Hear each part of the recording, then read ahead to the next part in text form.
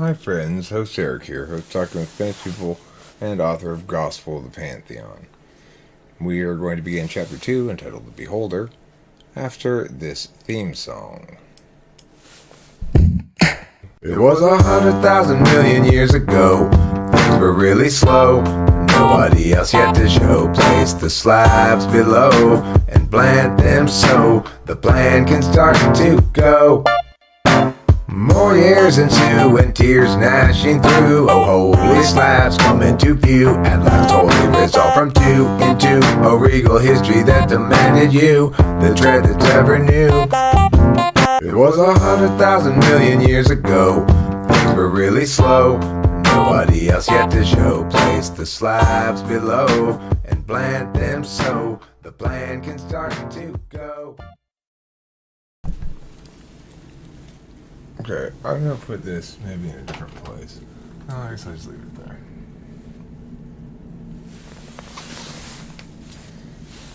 Okay. Stay tuned also after the video for some channel news. And before I begin, let me just say, this is one of a number of different kinds of videos I'm making, and I'm trying to organize them a bit into sets and have kind of uniform thumbnails and theme songs and stuff for them. So if this is the first of my videos you've ever checked out, I do a lot of different kind of things. If it's not, well, maybe you like this kind of thing I do, maybe you don't, but regardless, thanks for watching.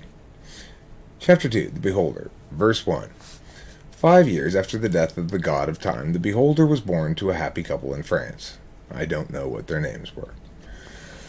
The man and the woman were artists, and they lived a fine life of parties and good work. The couple got along swimmingly and agreed on most things, but they agreed most forcefully about one thing in particular. Neither wanted to have a child. They so badly not wanted to bear offspring, in fact, that the male of the pair usually bore the only prophylactic available at the time during copulation.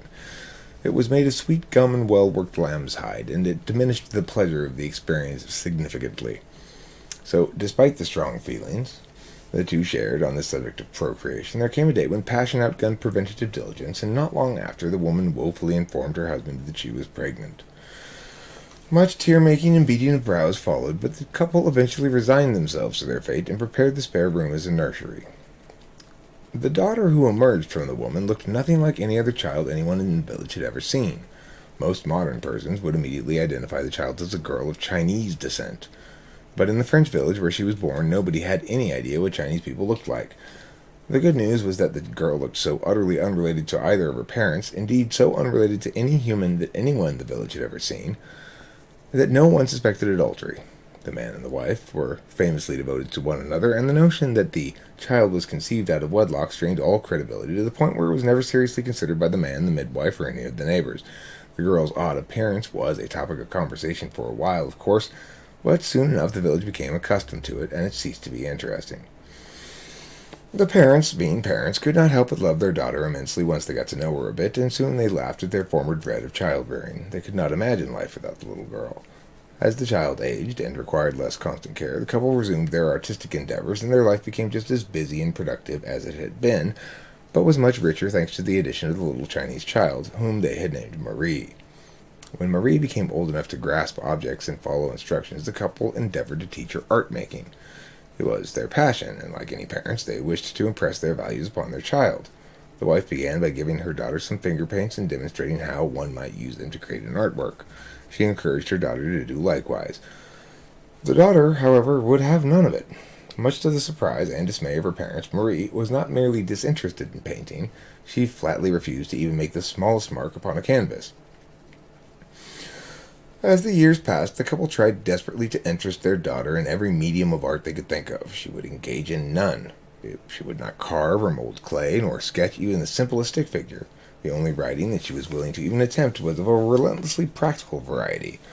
I have gone to market to get bread, for example. The girl refused to try acting or whittling sticks, or even to make a simple rhyme. This sorely disappointed the couple, but still they loved their daughter, and so eventually they shrugged their collective shoulders and gave up and focused on other kinds of parenting. And upon their own artistic endeavors, of course. One day, when the girl was about 7 or 8 years old, the mother brought a painting that she had just completed in from the studio to the kitchen where she expected to find her husband. She wanted his opinion about it.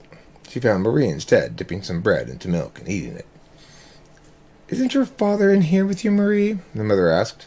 "No, Mamma. He just left. He said he needed to ride to the apothecary for more alum, and he said he would bring back some licorice for me as well." "Ah," said the mother, disappointed.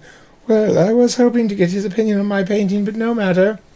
The mother, having long since concluded that her daughter had no interest in art, had never bothered to ask her daughter's opinion about any work that she had completed, and her daughter had never volunteered any opinion whatsoever. But on this day, the mother was quite excited by her new work, and had anticipated that her trip to the kitchen would produce feedback, so, on a whim, she asked, "Marie, what do you think of Mamma's painting? Do you like it?" Marie turned and looked at the work. She stared at it intently for a few moments. Then she got up and moved to look at it up close. Then she stepped back and looked at it from far away. At last she spoke.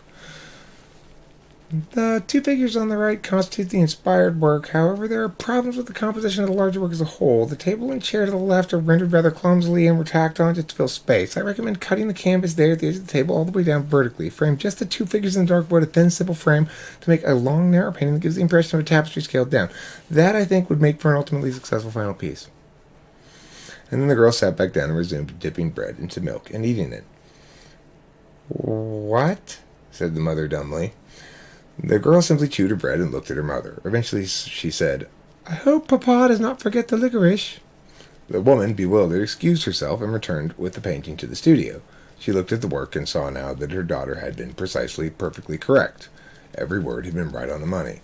But it made no sense at all. The girl had never expressed the slightest interest in any sort of art whatsoever.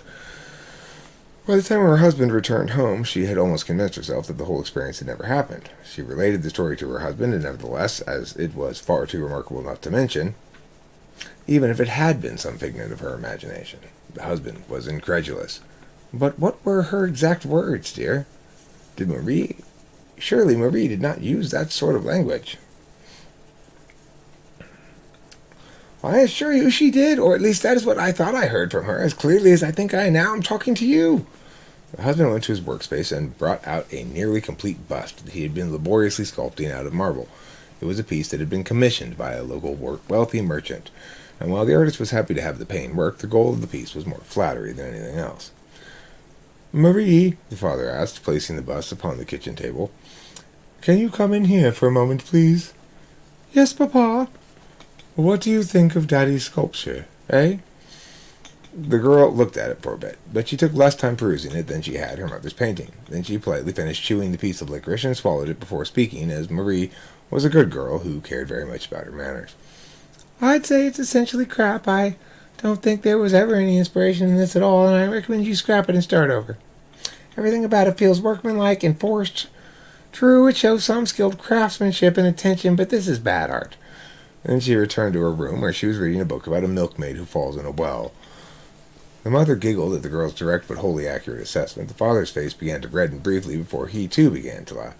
His daughter was right, but more importantly, right about art. The couple embraced and drank a great deal of wine, as the French are wont to do, and Marie had some wine as well, though hers was diluted with water from the pump. She sucked it up, using licorice stick as a straw. Verse 2. The parents, inspired by Marie's spot-on critique, briefly renewed their efforts to get their daughter to create art, but it quickly became clear that these efforts were no less futile than they had always been. Let me pause here. Let me take a little intermission here. Since, that dude pisses me off. I need a little intermission to smoke some weed. Since I'm at the end of a verse, should stop right there at verse 1. So anyway, I'll do a little channel business too. Number one, if you'd like to get typed by me, I do that professionally. Which is to say, I do it for money. If you give me $100, you get a 75-minute session at least. High quality, full attention, as much insight as I can throw at you. It's worth the money.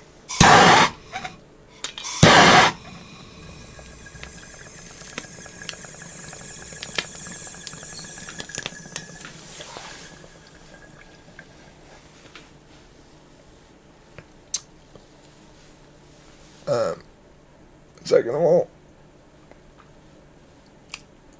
Pantheon's making t-shirts. If you want to buy a t-shirt, email me, ssuartscire@gmail.com. Or email me for any other reason, too. You want to make a video? You got an idea for a video you want to make with me or something? Fine. You can put it on your channel, or mine, or make two. One for each. If you don't got a channel, put it on mine. I'm down to do... People just need to contact me and say, hey, I want to do this. I'm down for all kinds of shit. Whatever. I'm not picky. I always feel like whatever an idea is just a starting point anyway. So, email me. If you're somebody who knows, like media people or somebody who might want to interview somebody, I've got a lot of shit going on. You know, I'm running for president. I'm doing typology shit. I'm reading my novel. I'm got a million different songs up. So I don't know. It's worse to be that. It's worse to be me in that regard than to be singular in one's identity, because if you're all the different things, well, you're not really anything in some capacity. But regardless, if you know any people who do YouTube stuff or anything else about any of those kind of things, and they want to interview somebody or make a video with somebody or anything like that, shoot them an email. If you know anybody bigger than me, you can get me onto their channel for whatever purpose, debate them, or just talk to them, or do a dance, or I don't know. Then email them for me. That'd be very helpful. I'd appreciate it. Okay. Verse 2. Let me pull this bowl. One more bowl.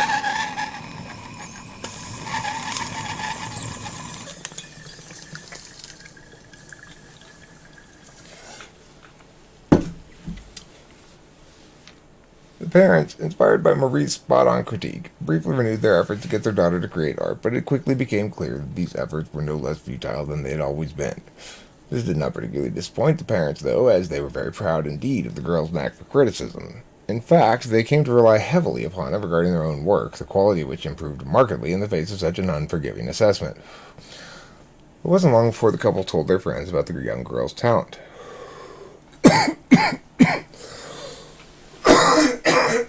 Pardon me. Many of these friends were themselves artists, of course, as such types tend to hang out together, and many of these friends, incredulous of the couple's claims, took it upon themselves to visit with an artwork or two in hand. Each, in turn, would unveil the creation, ask Marie what she thought of it, and leave with their incredulity transformed into conviction. There were, needless to say, a few artists who did not appreciate a blunt dismissal of their work. One friend, who left the home a friend no longer, upon presenting his work, was told by Marie, "This piece is really, really bad. It genuinely hurts my eyes to look upon it, and I entreat you, sir, to cover it up post-haste, or to return home with it and study it as a catalogue of art mistakes to avoid."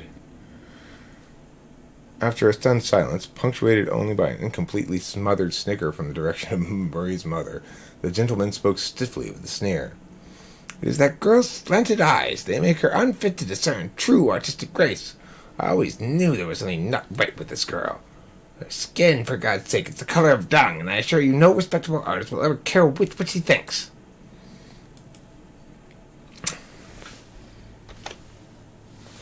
This gentleman was chased from the home by Marie's father, who held an iron skillet aloft as he ran, apparently intending to use said cookware to pound the man's manners back into him.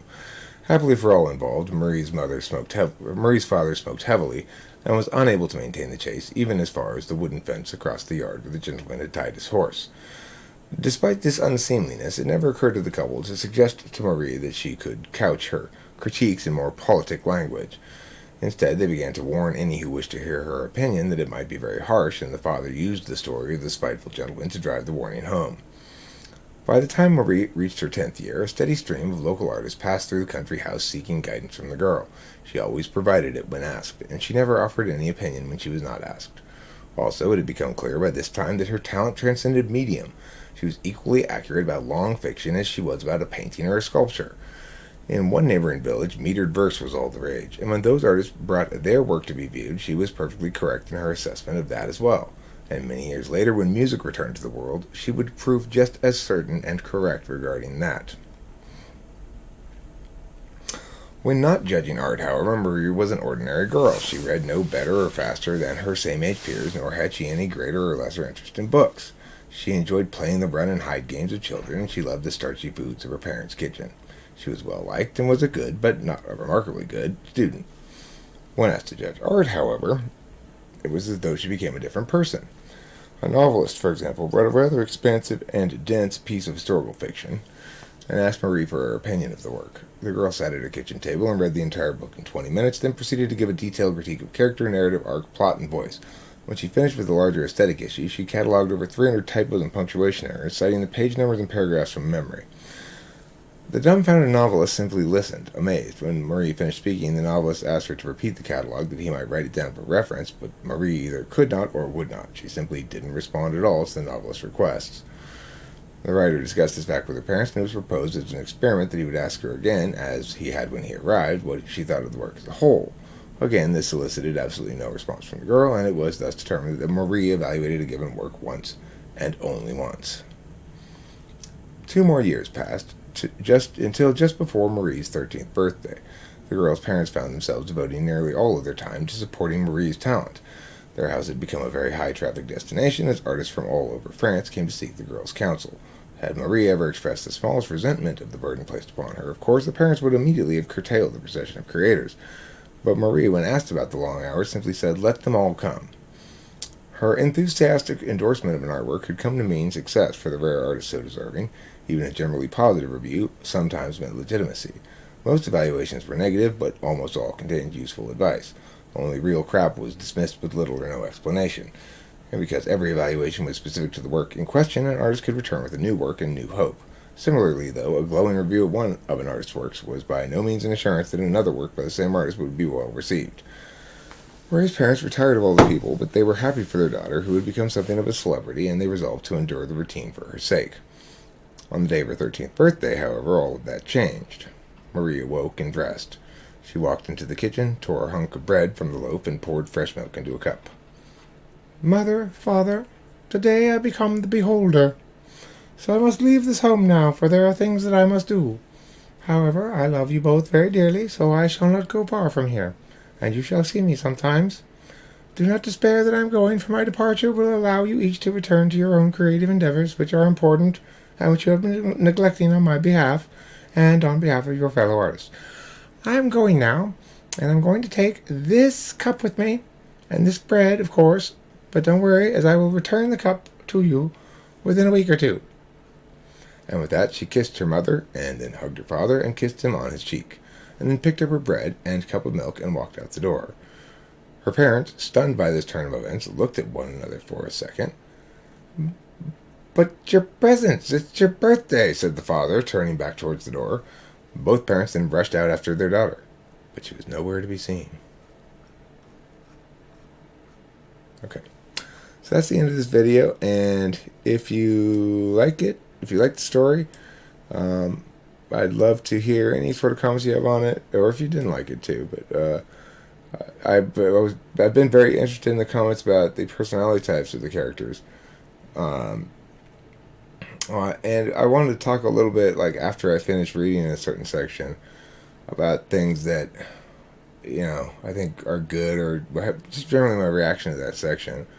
And my reaction to this section is, I wish I had done the dialogue a little differently. Like, I wish I had made it a little less stilted, I guess. But overall, I really like the chapter so far. I think it plays well as a story. I think it's good writing, and yeah, it makes me happy to read this. I hope you're enjoying it as well. Thanks for watching, and I'm play a song and call it an episode. It was 100,000 million years ago. Things were really slow. Nobody else yet to show. Place the slabs below and plant them so the plan can start to go. More years into and tears gnashing through. Oh, holy slabs come into view. At last holy resolve from 2 into a regal history that demanded you the dread that ever knew. It was 100,000 million years ago. things were really slow. Nobody else yet to show. Place the slabs below and plant them so the plan can start to go.